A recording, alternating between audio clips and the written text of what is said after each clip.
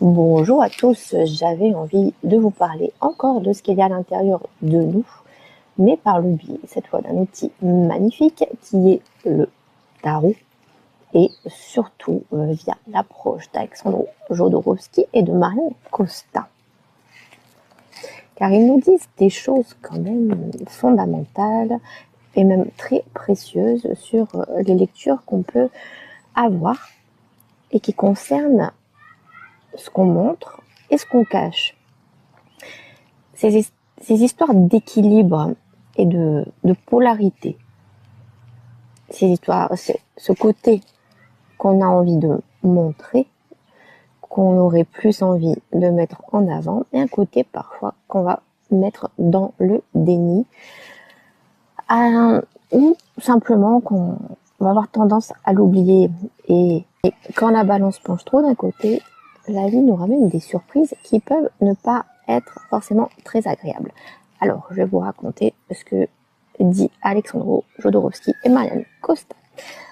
Grâce à leur lecture sur ce qu'ils ont découvert être des polarités dans le tarot.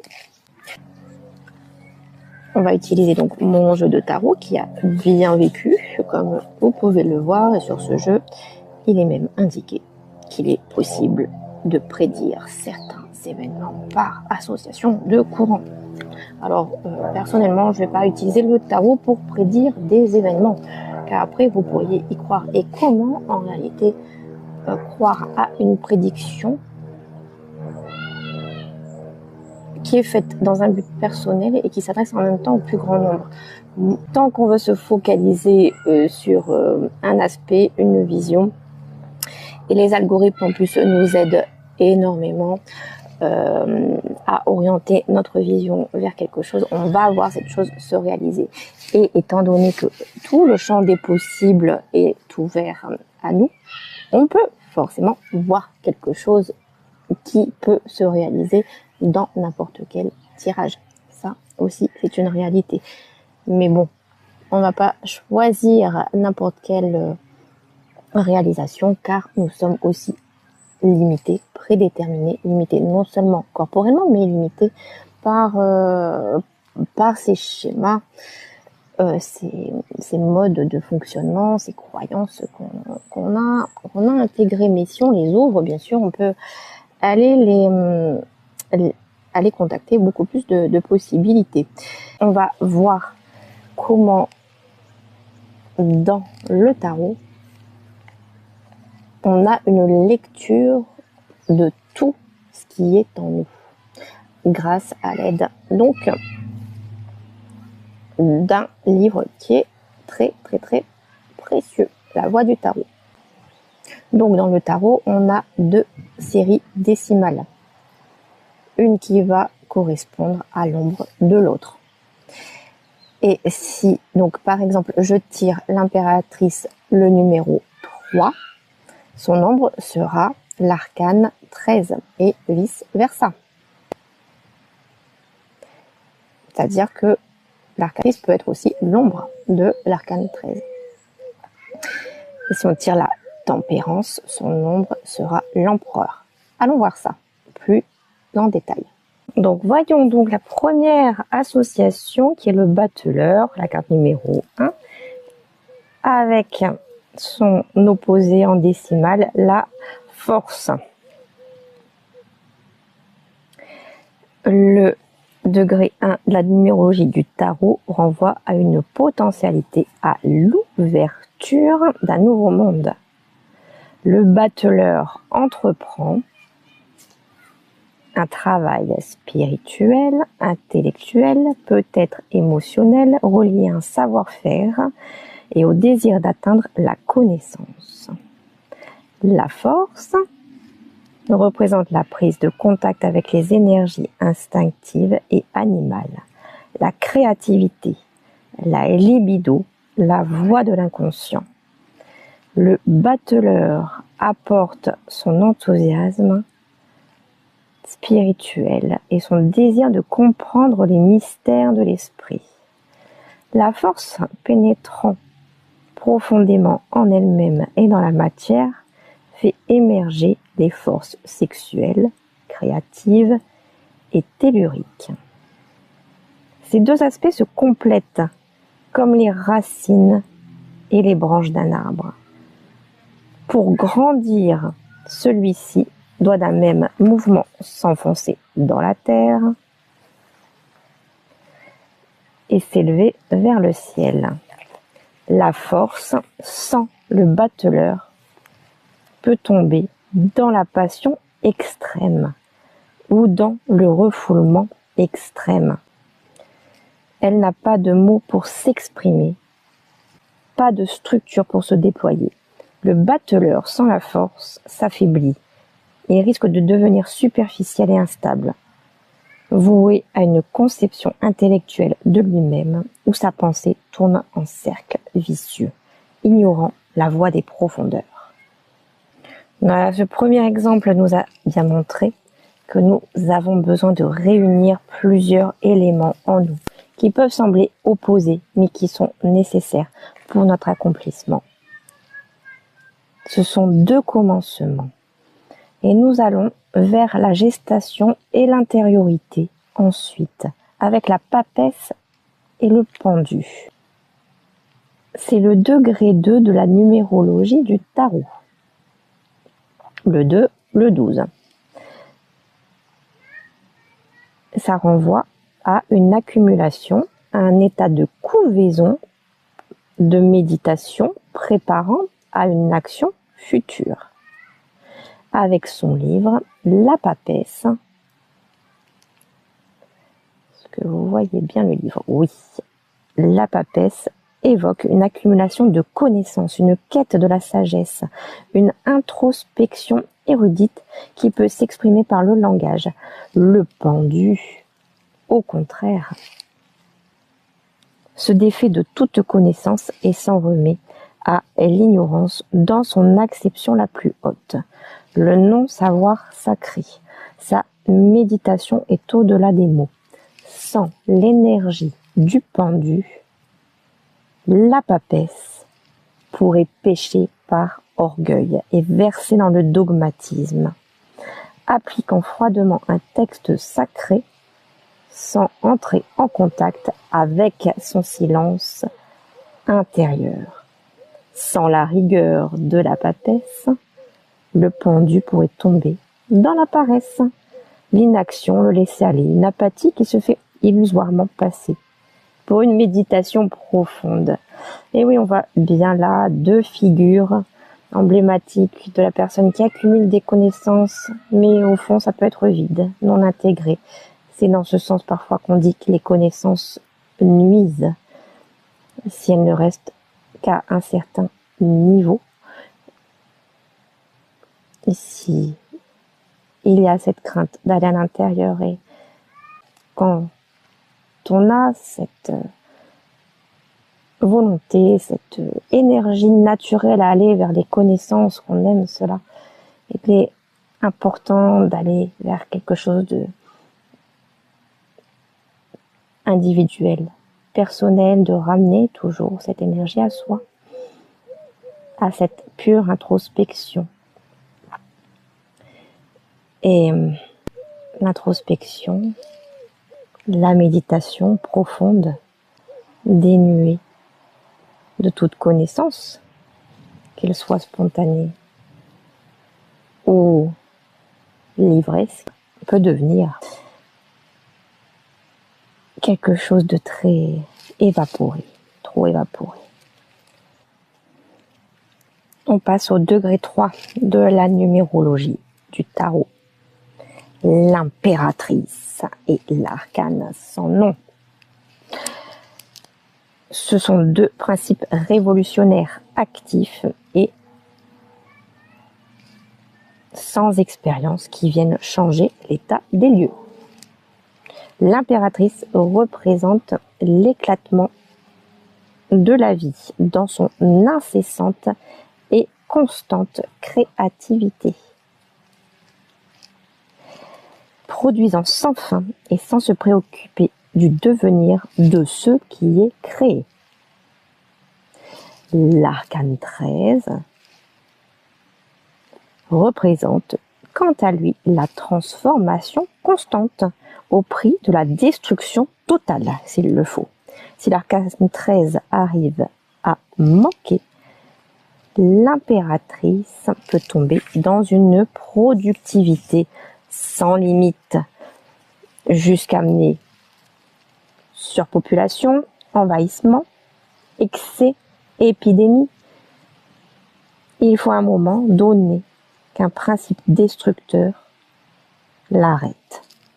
Si l'arcane 13 existe, sans l'impératrice, son action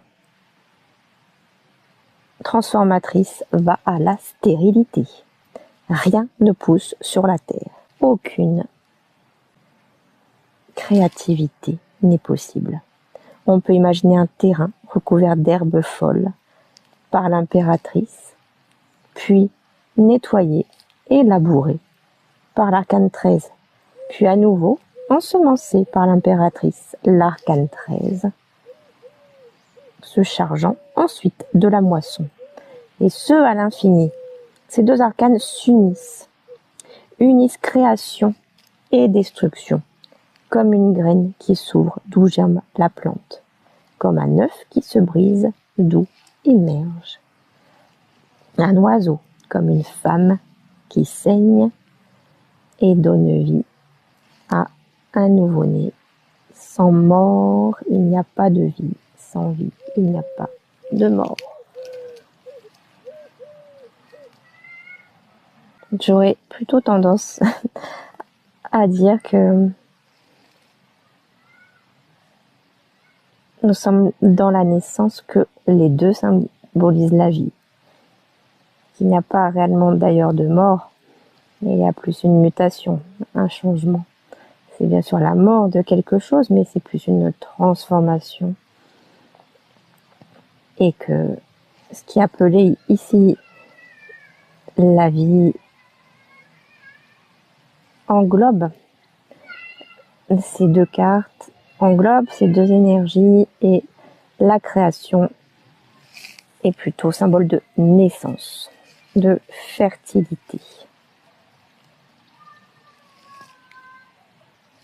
Le degré 4 de la numérologie du tarot, le 4 et le 14, on va parler aux personnes très actives, aux fonceuses, aux personnes qui aiment aller de l'avant et qui veulent vivre cette vie à fond totalement. Et qu'est-ce que serait une vie où effectivement on peut profiter de tout goûter, de tous les sens, de tout ce qu'il y a à découvrir, sans tempérance? Est-ce que c'est un mot qui peut paraître ennuyeux parfois à certains? L'empereur fait appliquer les lois du cosmos dans la matière. Il est responsable de la bonne marche du monde. On peut compter sur lui. Sa solidité financière est à toute épreuve. C'est un principe de réalité inébranlable qui gère le pouvoir matériel. Sa fonction est de protéger les autres. Et la tempérance ajoute cette sécurité concrète, une sécurité spirituelle et la connaissance intime de soi-même, une grande équanimité dans l'action, ainsi que le mystère d'une protection surnaturelle. Si tempérance manque à l'empereur, celui-ci tombe dans la sévérité et la tyrannie, dans l'exaltation sans limite du monde matériel. Il devient obtus et rationnel, et perdant la bonté, se perd lui-même. Il cesse de se préoccuper de l'autre dans toute sa vérité, sans le principe de réalité de l'empereur. La tempérance n'est plus qu'une illusion, un rêve dans un ciel chimérique, sans ancrage dans l'incarnation, un excès de bonté qui protège l'utile autant qu'en l'inutile. Et oui, on voit bien ce côté flottant de la tempérance, ce côté plus évanescent, qui a besoin de s'appuyer sur quelque chose de plus solide, matériel. Elle est bonne, elle est douce. On peut perdre cette notion de réalité et la capacité à distinguer les différences qui fondent l'intelligence incarnée. Et le bon sens. Donc le degré simple, nous on va voir comment le pape et le diable ont besoin l'un de l'autre. Le degré 5 de la numérologie du tarot. C'est l'apparition d'un intérêt nouveau encore à l'état de projet ou de tentation. Le pape est un médiateur qui communique avec la foi. Une des plus hautes valeurs de l'esprit. Il représente un appel et comme le berger, il conduit son troupeau vers les vertus. Mais ces valeurs lumineuses sont la transformation des pulsions obscures que l'on trouve dans le diable. Si le pape est la fleur de lotus qui symbolise l'épanouissement de la conscience et reçoit la lumière solaire, le diable est la vase dans laquelle cette fleur s'enracine pour transformer ses émanations nauséabondes en parfum. Le diable oriente notre attention vers la profonde nature inconsciente au-delà du bien et du mal. Il nous oblige à connaître nos désirs, pulsions, compulsions, toutes les énergies qui se déploient hors de la morale. Si le pape n'absorbe pas le diable, tous ses enseignements sont utopiques, artificiels, fanatiques, désincarnés. Si le diable n'accepte pas le pape, il s'enfonce dans l'excès, dans la destruction, dans le déplacement orgueilleux et insensé des limites. Nous voici avec un autre duo, l'amoureux et la maison Dieu. Pour la première fois, on vit ce qui nous plaît. C'est donc une dimension qui tend à l'immobilité et à la répétition du plaisir. Dans l'amoureux, où les personnages sont étroitement unis, la vie émotionnelle se déploie à travers toute la gamme des relations, de l'amitié à la symbiose, au risque de se transformer en une île coupée du monde. Dans la maison Dieu, tout ce qui était enfermé surgit et se libère. C'est un grand éclatement qui permet l'union avec le cosmos.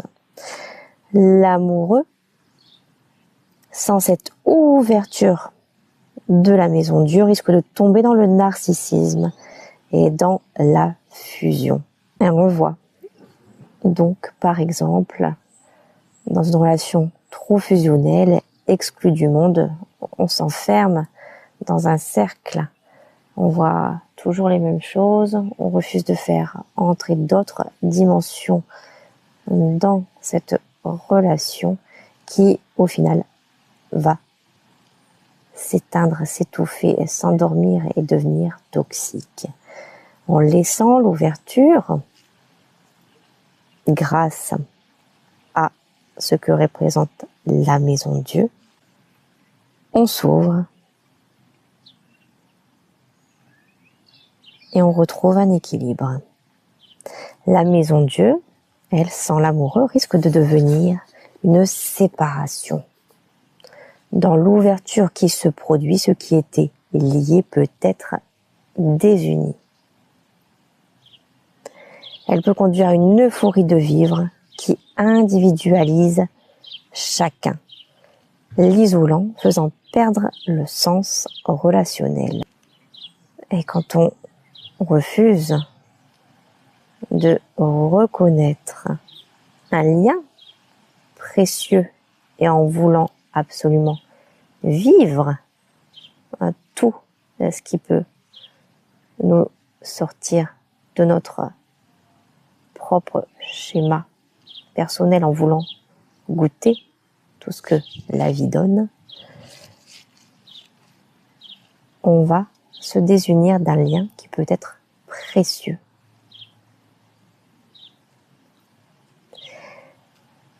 trop s'enfermer dans une relation est néfaste. Et trop goûter aux joies, à tous les plaisirs peut aussi être néfaste et nous empêche de créer ce lien précieux, nous fait perdre cette substance. Il y a vraiment ici cette notion de toucher à l'équilibre, goûter sans se disperser. Ces deux arcanes travaillent vraiment de concert pour qu'union et ouverture rythment la vie émotionnelle.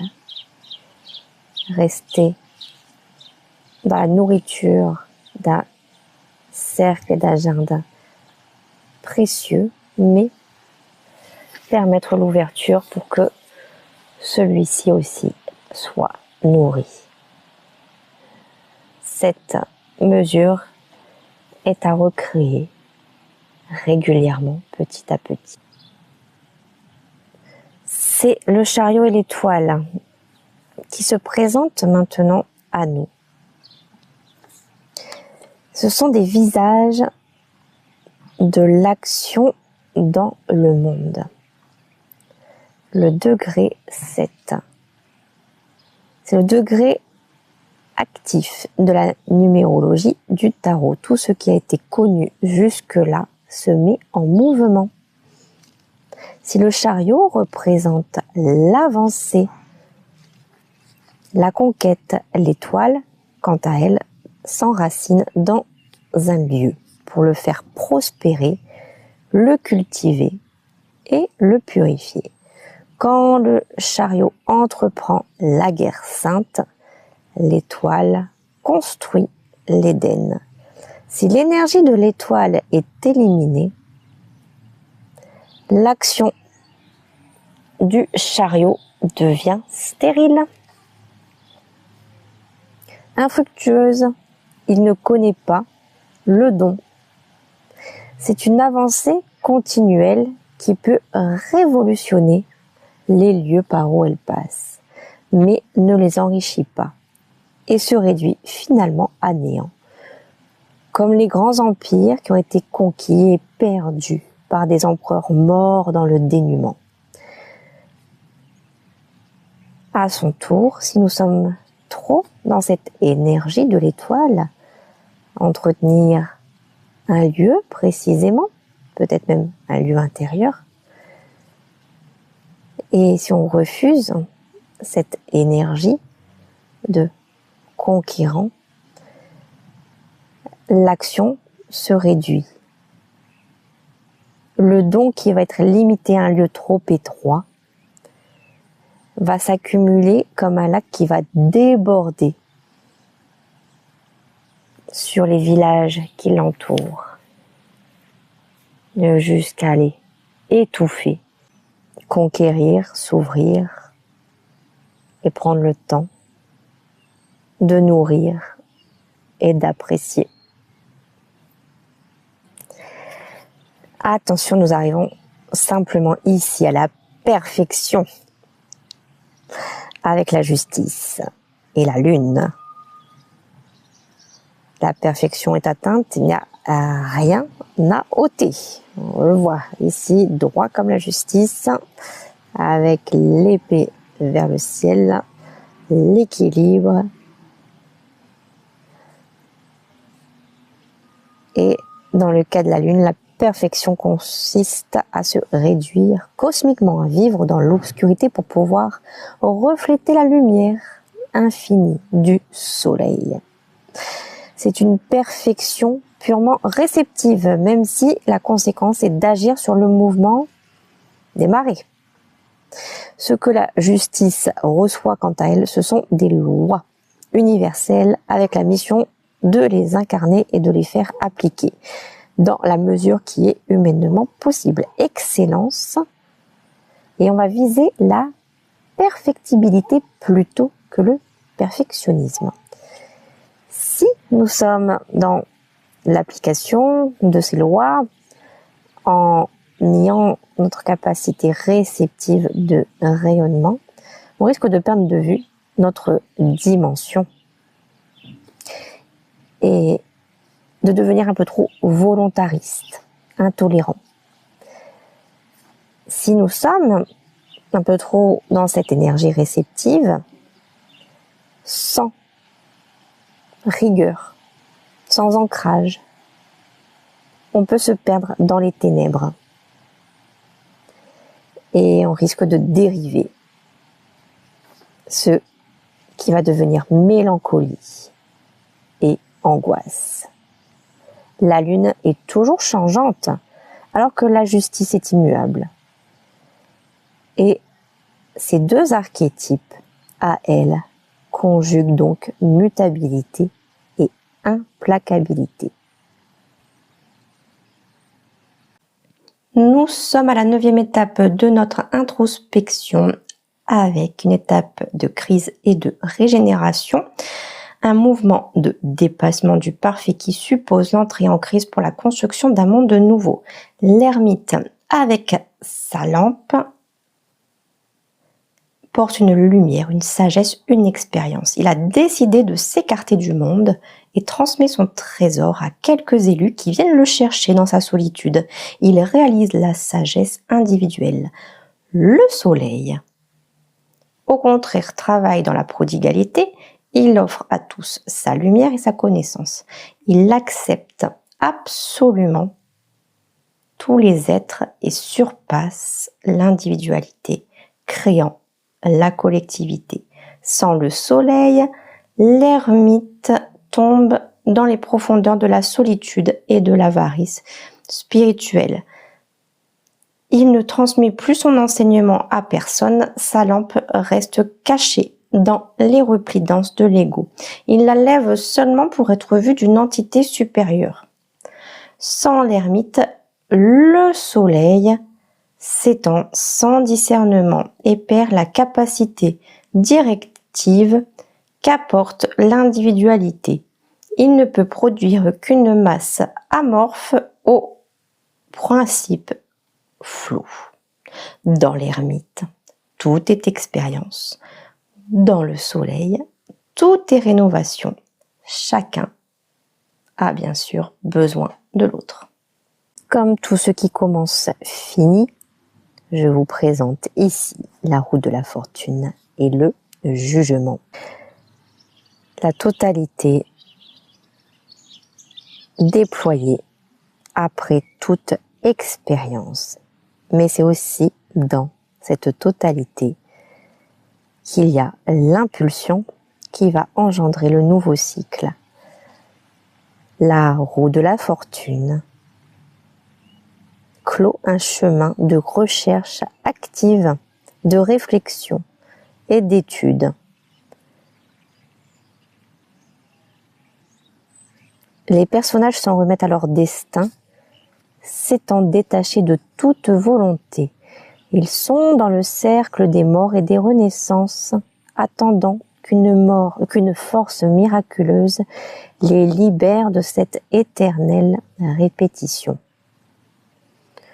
Le jugement conclut la deuxième série décimale avec le numéro 20, où se sont ouverts tous les centres réceptifs et où à la quête spirituelle se sont substitués la foi et la capacité de se faire canal. Les personnages ont appris à collaborer entre eux, à prier dans une réception active. Ils peuvent concrétiser l'aide de l'autre dimension. Ils s'ouvrent à la mutation d'une nouvelle conscience. Sans le jugement, la roue de la fortune se trouve dans un état d'où toute foi et toute expérience sont exclues. Tourner dans ce cycle de vie et de renaissance, sans cette foi, sans cet engouement, amène effectivement, comme on peut le voir dans notre quotidien parfois, dépression et sensation de tourner en rond, dans une perte de sens. Un jour sans fin qui se répète sans voir de lueur, de lumière. Le cycle de vie et de mort se présente comme une énigme qu'aucun principe ne peut résoudre. Si l'archétype du jugement ignore la route de la fortune, il se produit un état de fuite du monde, de négation de l'incarnation. C'est le désir insensé d'arriver au monde divin sans en passer par le monde humain. Et si nous sommes ouverts, si nous sommes dans cette collaboration, si nous sommes réceptifs, que nous avons toutes ces qualités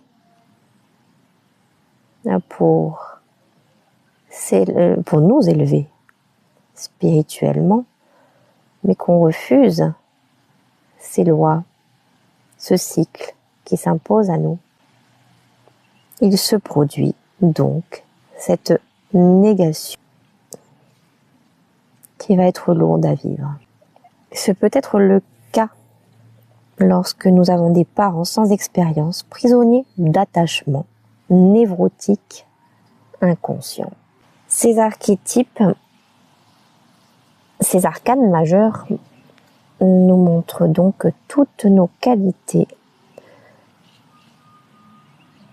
tout ce que nous avons à regarder, à reconnaître, afin de pouvoir profiter pleinement de cette incarnation.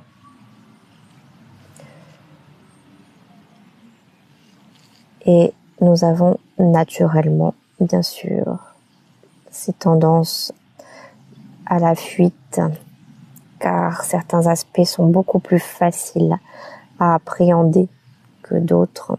Et c'est justement ceux qui nous semblent un peu trop éloignés de nous que nous devons aussi, bien sûr, regarder et approcher afin de trouver cet équilibre. Pourquoi pas parfois ce qu'on pourrait appeler être un point zéro, un point où tout se réconcilie à l'intérieur de nous, un point où tout est possible pour pouvoir ensuite rejaillir et s'exprimer avec plein de potentiel que chacun a, mais qui est bien sûr teinté très particulièrement. Je vous invite aussi à tirer parfois une carte juste au hasard pour vous-même, sans forcément chercher une explication mentale à ce que vous allez y voir. L'inconscient sera sans doute intégré le message qu'il aura traité.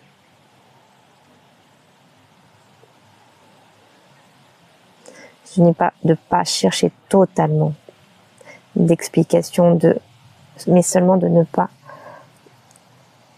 extrapoler avec le mental, de vous laisser vraiment guider plutôt par l'intuition qui est la vôtre. Je vous souhaite de belles trouvailles sur ce chemin de vous-même.